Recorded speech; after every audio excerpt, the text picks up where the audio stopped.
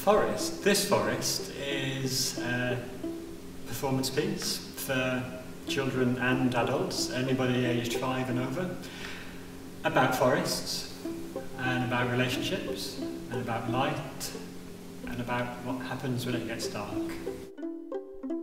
Children like this forest, I think, because they recognise something of themselves in it. They see play in it, and they see fear and joy in it. They see people being totally bewildered in it.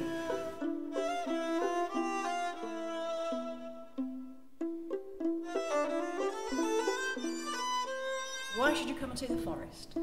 Because the forest is a really unusual performance experience, because you will be surprised at what you find. You will be excited and you will find it mysterious and it will confuse you and it will make you laugh and you'll think it's wonderful and you will think it's quite difficult to solve as well.